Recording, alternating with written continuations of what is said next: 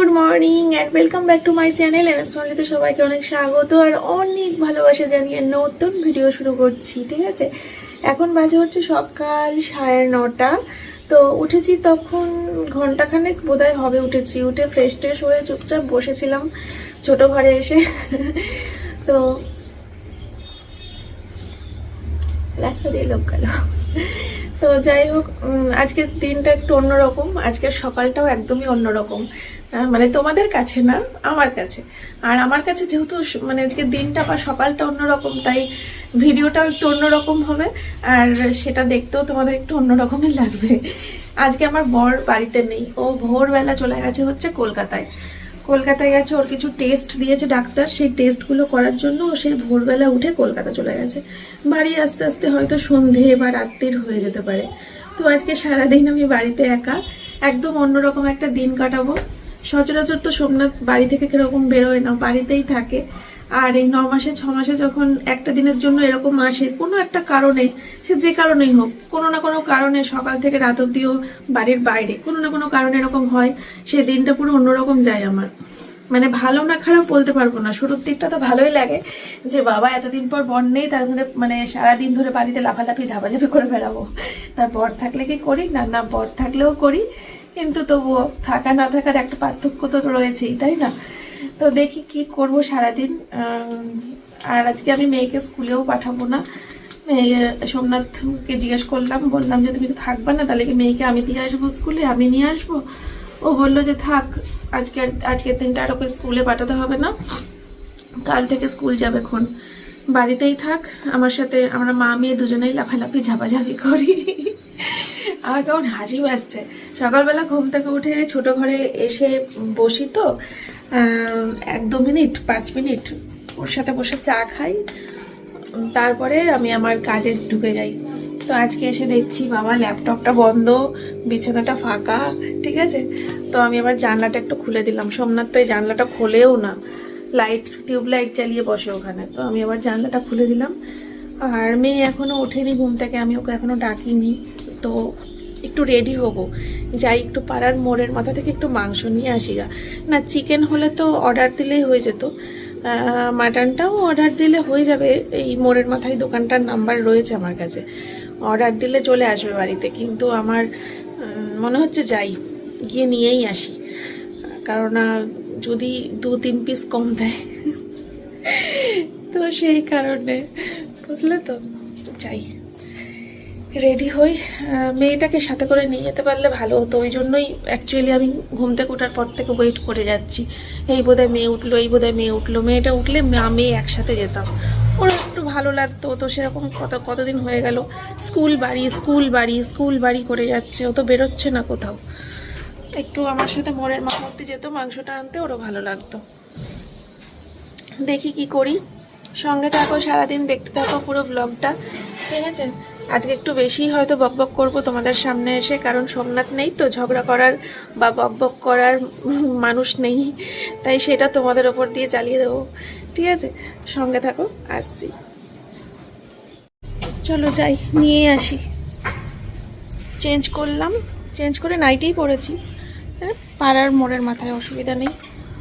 আর মেয়ে এখনও ঘুমাচ্ছে, ওর জন্য ওয়েট করলে দেরি হয়ে যাবে। মেয়ে যতক্ষণ ঘুমাচ্ছে মাংসটা নিয়ে এসে মেখে চুখে রেডি করতে পারতাম, ধুতে তো সময় লাগবে, ধুতে পারতাম, ওই জন্যই সময় নষ্ট করতে চাইছি না।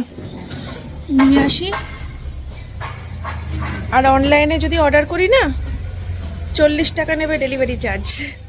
তো আমি এখন 40 টাকা বাঁচাচ্ছি, বুঝেছো, পায়ে হেঁটে। চলো,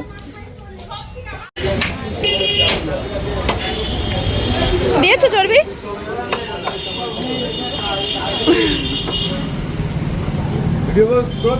হ্যাঁ করলাম তো, ওই হ্যাঁ একদম একদম।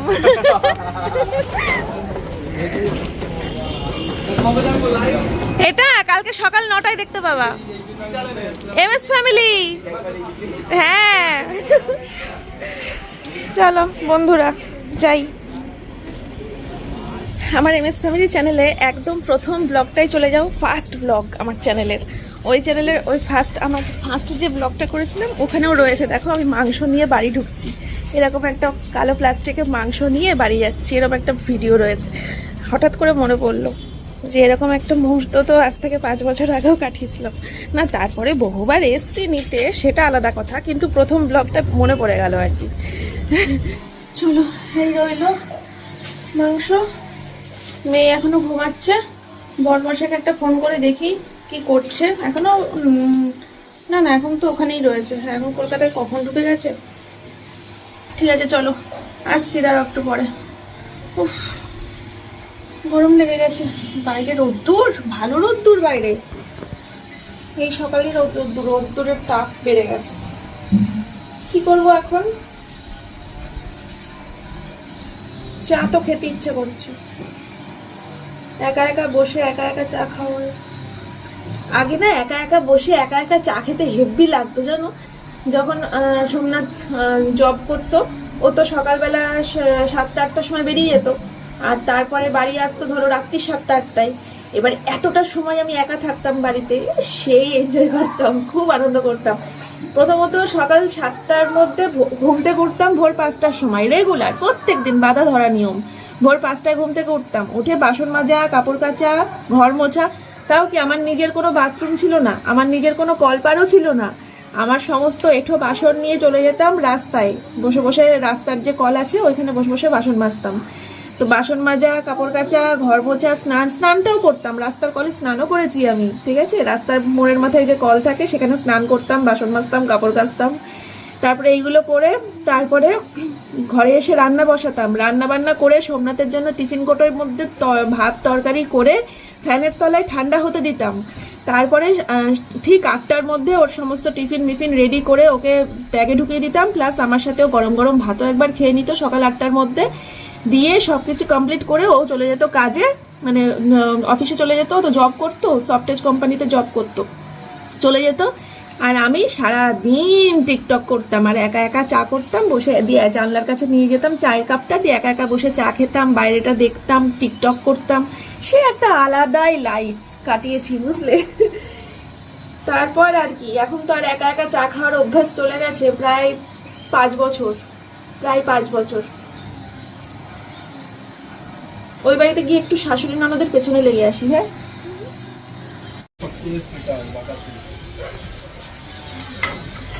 চলো। 2টো টমেটো নিয়ে আসলাম ননদের কাছ থেকে, আর ননদকে গিয়ে বললাম, বনু বনু আমি একটু চা খাবো, আমার বোন না বাড়িতে নেই, আমি একা একা চা খাবো না।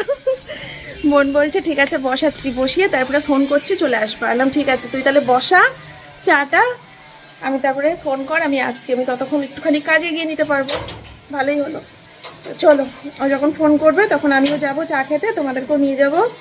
না, তোমাদেরকে চা দেবো না, তোমরা এমনি দেখবে। বাবা, পাশের বাড়িতে মনে হয় কাজ হচ্ছে, টাইলসের কাজ। এই আওয়াজ হবে নাকি সারাদিন? হয়ে গেল। চলো, আমি আলু, টমেটো, পেঁয়াজ এগুলো কেটে ফেলি, মাংসটাকে ধুয়ে ফেলি, ঠিক আছে। আসছি একটু পরে। এখন সময় হচ্ছে 10টা 35, দেখো। আর আমি কিন্তু টমেটো কেটে নিয়েছি, এখানে আলুটা কেটে ধোয়া হয়ে গেছে, আর এইখানে হচ্ছে মাংসটাকে আমার মাখানো কমপ্লিট, ঠিক আছে। তো সব কিছু রেডি করে নিয়েছি, দাঁড়াও ফ্ল্যাশটা দিই। এই যে সব কিছু হয়ে গেছে। এবার আমি ঘরে যাব, বিছানাটা তুলবো, আর মেয়েকে ব্রেকফাস্ট দেব।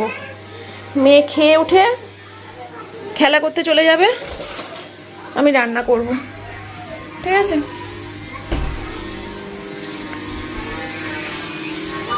শোনো মা, বিছানাটা তুলবো তো বাবা।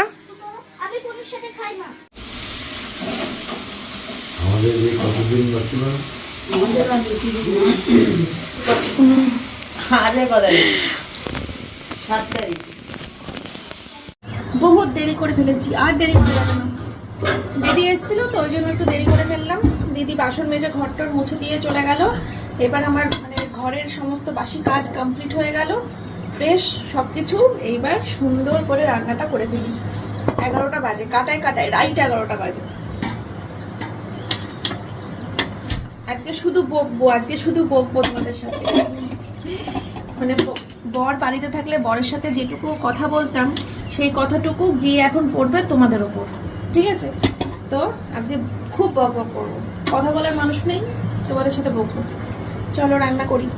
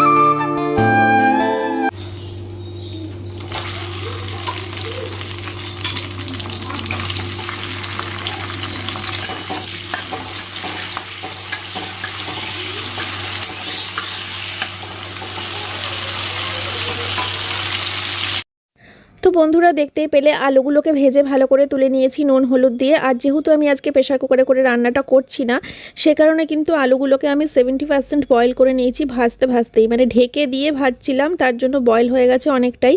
এবার ঝোলে দিয়ে কষিয়ে নিলেই আর কি হয়ে যাবে, আলুটা পুরোপুরি রেডি। তো দেখো এখন আমি মাংসটা দিয়ে দেবো। এর মধ্যে টমেটোটা ভালো করে নুন দিয়ে নিয়েছি, গলিয়ে নিয়েছি ভালো করে নাড়িয়ে এবার মাংসটাকে দিয়ে দিলাম। এবার মাংসটা দেওয়ার পর এটাকে ভালো করে নাড়িয়ে নেবার পালা। নাড়িয়ে ভালো করে কষা করে নিতে হবে যাতে একদম নরম হয়ে যায়, তারপরে কিন্তু জল দেবো, ঠিক আছে? তো দেখো দেখতে থাকো রান্নাটা, আশা করি তোমাদের ভালোই লাগবে। আর আমার প্রসেসে রান্না অনেকেই করে টেস্ট করেও দেখেছো, আর তার জন্য অনেক ভালো কমেন্টও পেয়েছি আমি, যে দিদি তোমার প্রসেসে এইটা করলাম, তোমার প্রসেসে ওইটা করলাম, খুব টেস্ট হয়েছে। আর এই সমস্ত কমেন্টগুলো পড়ার পরে আমার যে কী আনন্দ হয় সেটা একমাত্র আমিই জানি। তো দেখো আমার কিন্তু এখানে এখন কষানো শুরু হলো, এবার বেশ কিছুক্ষণ লাগবে কষাতে। চলো ভাত বসাই।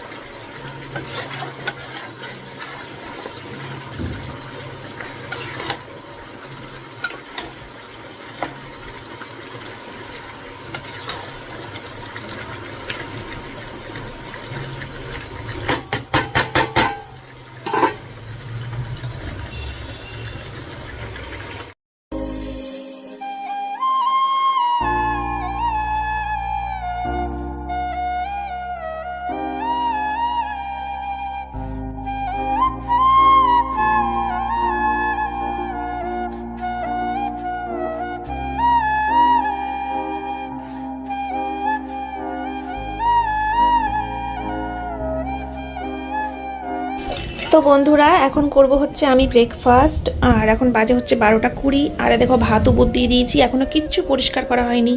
ইন্ডাকশনের অবস্থা খারাপ, এটাকে পরিষ্কার করতে হবে, এই জায়গাটা পরিষ্কার করতে হবে, গ্যাস মুছতে হবে। মাংসটা হয়ে গেলে মাংসটা কড়াইতেই থাকবে। গামলা মামলা সব নামিয়ে দিয়েছি, কিচ্ছু ঢালাঢালি করব না, এর মধ্যেই গরম মশলা দিয়ে এর মধ্যেই রেখে দেবো। কারণ সোমনাথ আসবে সেই রাতে খাবে, তো রাতে গরম করতেও সুবিধা হবে, তাই কড়াইতেই থাকবে, ওটা আমি ঢালবো না। আর এটা হচ্ছে কালকের ভাত, দেখো ধোয়া উঠছে কালকের ভাত দিয়ে, গরম করে নিয়ে আসলাম।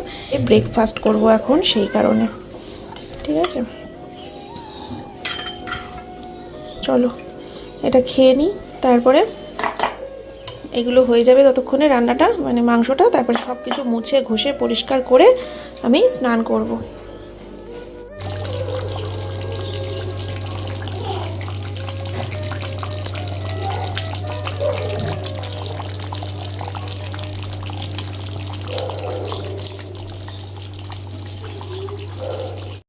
হ্যালো বন্ধুরা, দেখো আমার স্নান টান সব কিছু হয়ে গেছে, আমি পুরোপুরি রেডি এখন ভাত খেতে বসার জন্য। এখন সময় বাজে কটা বলো তো? এখন বাজে হচ্ছে ঠিক দুপুর কাটায় কাটায় 1:30 বাজে। তো আমার স্নান করে কিন্তু পুজোটাও হয়ে গেছে, আর আমার মেয়েকেও স্নান করিয়ে দিয়েছি। সোমনাথ, দাঁড়াও বলছি, এই দেখো আমার সোনামা বসে আছে স্নান টান করে, আর এই দেখো আমার পুজো দেওয়া কিন্তু হয়ে গেছে। ঠিক আছে, তো সোমনাথ ফোন করেছিল, বলল যে ওর টেস্টগুলো চলছে, বাড়ি কখন আসবে কিচ্ছু বলা যাচ্ছে না, বোঝা যাচ্ছে না, বাইরেই দুপুরবেলাটা ওকে খেয়ে নিতে হবে। আর এই তো চলো এখন আমরা খাওয়া দাওয়া করে তারপরে মা মেয়েতে শুয়ে পড়বো, তারপরে কখন উঠবো দেখি, একবারে বরমশাই এসে হয়তো ডাকবে, তারপরে হয়তো উঠবো, চাটা করব। আর যদি আরও রাত হয়ে যায় তাহলে তো চা আর হয়তো খেতে পারবে না, তখন ভাত খেয়ে নেবে। আশা করি অত দেরি হবে না, আশা করি চা খাওয়ার টাইমের আগে ও চলে আসতে পারবে। ঠিক আছে, চলো। সকালবেলা কুরিয়ারের ছেলেটা এসেছিল, এসে যে মালগুলো কালকে সোমনাথ প্যাকিং করলো ওগুলো সব নিয়ে চলে গেল। এই তো, আর এই দেখো আমার রান্নাঘর পুরো মুছে টুছে পরিষ্কার করে নিয়ে তারপরে কিন্তু আমি স্নান করতে গেছিলাম বন্ধুরা। ঠিক আছে, তো গ্যাসও মুছে নিয়েছি যতটা পেরেছি, কারণ আমি ভালো করে মুছতে পারিনি, যেহেতু তরকারিটা কড়াইতেই রেখেছি মাংসটা, সে কারণে অত ভালো করে মুছতে পারিনি। আশেপাশ দিয়ে মোটামুটি মুছে নিয়েছি, আর এই দিকটা পরিষ্কার করেছি। এর মধ্যে থাকলে আমার জাল দিতেও সুবিধা হবে রাত্রিবেলা। আজকে আমি প্রেশার কুকারে করে করিনি, সব সময় প্রেশার কুকারে করে করতে ভালো লাগে বলো? মাঝে মাঝে তো একটু ইচ্ছে করে যে কড়াইতে করেই খাই। কড়াইতে করে করলে কি ওই যে ছিঁড়ে ছিঁড়ে খাওয়ার ব্যাপারটা, খাসির মাংস অরিজিনাল যেটা লাগে সেটা, আর প্রেশারে করে করলে তো ওটার তো স্বাদ আলাদা। প্রেশারে করে করলে সেই খাসির মাংসর টেস্ট 100-100, কড়াইতে করে করলেও তার টেস্ট 100-100, শুধু কি দুটোর স্বাদ আকাশ পাতাল ফারাক থাকে, আকাশ পাতাল ফারাক থাকে। যদি ভালো করে কষিয়ে নেওয়া যায় কড়াইতে, তাহলে প্রেশার কুকারে সিটি লাগে হচ্ছে 4টে। আর যদি বেশি একটা না কষানো হয়, মোটামুটি কষিয়ে প্রেশারে দিয়ে দিই, তাহলে সিটি লাগে 6 থেকে 7টা। ঠিক আছে, তো আমি সব সময় ওই ভালো করে কষিয়ে 4 থেকে 5টা সিটি দিই, কিন্তু আজকে কড়াইতে।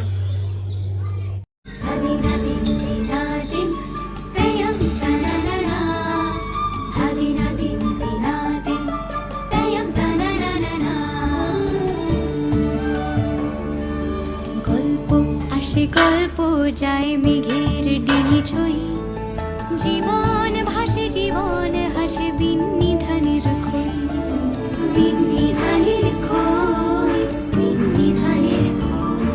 তো বন্ধুরা, আমাদের খাওয়া তো প্রায় শেষের দিকে, আর যা খেলাম, রান্নাটা যা করেছি আজকে আমি, বিশাল টেস্ট হয়েছে বল মা? মাংসটাও নরম হয়েছে। মানে প্রেশারে করে করিনি, কে বলবে, তাও বিশাল নরম হয়েছে।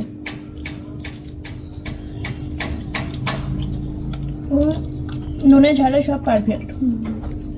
অনেকক্ষণ ধরে কষিয়েছি, যার জন্য কড়াইতে করে করেও এত নরম হয়েছে।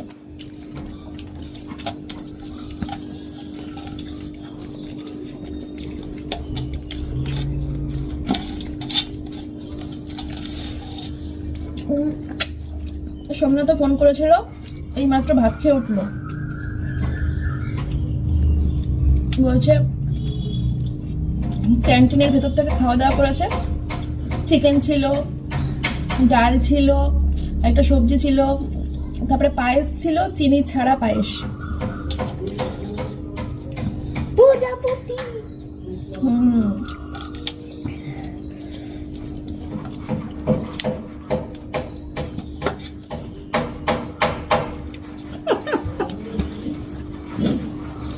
কি করবো? আমার দেখো মুখও ভালো করে এটা হয়নি।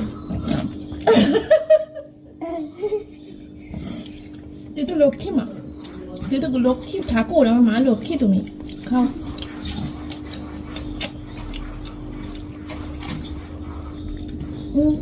চলো এবার বিছনা করে শোবো। কি করবি দুপুরবেলা? টিভি দেখবো, আমার তো কাজই।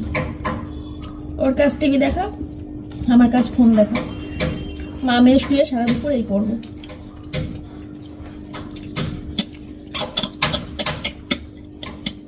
আমি আগে ঘুমাতাম দুপুরে, এখন ঘুমাই না।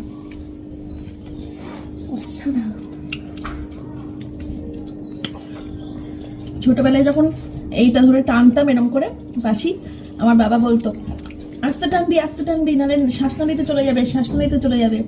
এখন এত মানে বয়স হয়ে যাচ্ছে, তাও আমার সেই কথাটা এখনো কানের মধ্যে বাজে, এটা চুষতে গেলে।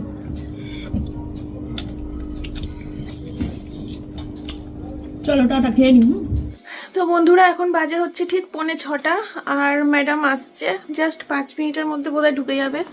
তো ওই জন্য আমরা উঠলাম। আর মেয়ে দুপুরবেলা করে ফ্রিজ খুলে বাটার আর জেলি শেষ করেছে, শুধুই খেয়ে নিয়েছে। বলো, জেলি আর বাটার কেউ শুধু খায়? এরকম পাবলিক কোথাও দেখিনি আমি। এই আমার মেয়েকে দেখলাম, এই যে শেষ, যদিও অল্প ছিল তাহলেও জেলি বাটার এগুলো কেউ শুধু খায়? ও শুধু জেলি আর বাটার শেষ করে দিল খেয়ে। যাই হোক চলো। আর দিদি দেখো এসে বাসন মেজে গেছে, আজকে অল্পই বাসন ছিল যেহেতু সব ইয়েতে রয়েছে। এখন সোমনাথকেও ফোন করেছিলাম, সোমনাথ বললো 6টা 5-10-এর মধ্যে বাড়িতে ঢুকে যাবো, তারপরে চা খাবো তাই বললো। তো এখন বরের জন্য অপেক্ষা করব, এই ঘরে বসে বসে অপেক্ষা করব ওর জন্য। ও আসলে তারপরে একসাথে দুজনে বসে বসে চা খাবো, আর ডাক্তারের ওখানে কি হলো না হলো সেসব শুনবো। তো চলো, আজকে ভিডিওটা এখন শেষ করে দিলেও হতো, কিন্তু পরেই শেষ করছি, ঠিক আছে?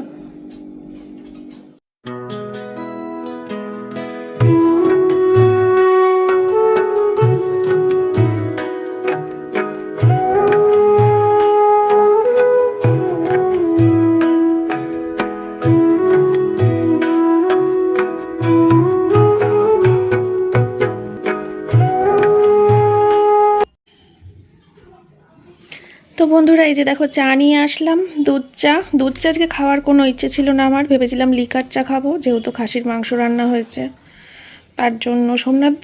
সোমনাথ বলল দুধ চা খাবে, তাই বাড়ির সব থেকে ছোট্ট পুচকে যে কাপটা ছিল সেটাই করে আমার জন্য চা নিয়ে এসেছি, অল্প করে একদম, তাও ভর্তি করিনি, ঠিক আছে? আর আমি খাবো নোনতা বিস্কুট। আর সোমনাথ ডাক্তার দেখিয়ে ডাক্তারের কথায় মনে হয় খুব মানে ইন্সপায়ার হয়ে গেছে, বাড়িতে বাড়িতে এসেই বলছে মিল্কিস্ট বিস্কুটটা খাবো, মেয়ের বিস্কুটগুলো। এলাম ভালো, খাও।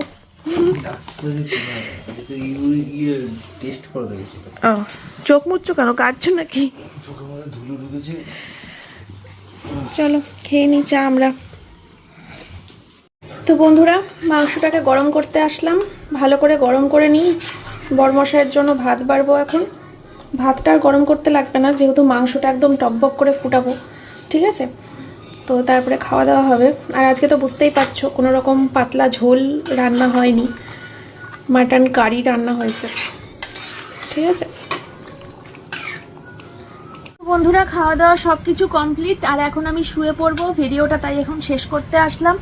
এখন বাজে হচ্ছে রাত্রির কটা বাজে বলো তো? এখন বাজে ঠিক রাইট 10টা, রাত্রির 10টা বাজে। বিছানা হয়ে গেছে, বালিশ নিয়ে নিয়েছি, শুয়ে পড়বো, ঠিক আছে? আর সোমনাথ আজকে যা টেস্ট করেছে সমস্ত রিপোর্ট কিন্তু ভালো এসেছে। ওর সুগারের রিপোর্টও খুব ভালো এসেছে, তারপরে এসজিবিটি এসজিওটি কী সব ছিল তো ওগুলোর রিপোর্টও খুব ভালো এসেছে, লিভারের রিপোর্টও খুব ভালো এসেছে। তো সমস্ত রিপোর্ট কিন্তু ওর ভালো এসেছে, তো এটা একটা অনেক বড় খুশির খবর, ঠিক আছে? তো এখন ও শুতে আসবে, মেয়েও শুয়ে পড়েছে, আমরা এখন শোবো। Good night. তোমাদের সাথে দেখা হবে আবার কালকে সকালবেলা একটা সুন্দর নতুন ভিডিও নিয়ে। আজকের মতো কিন্তু এ পর্যন্তই, টাটা।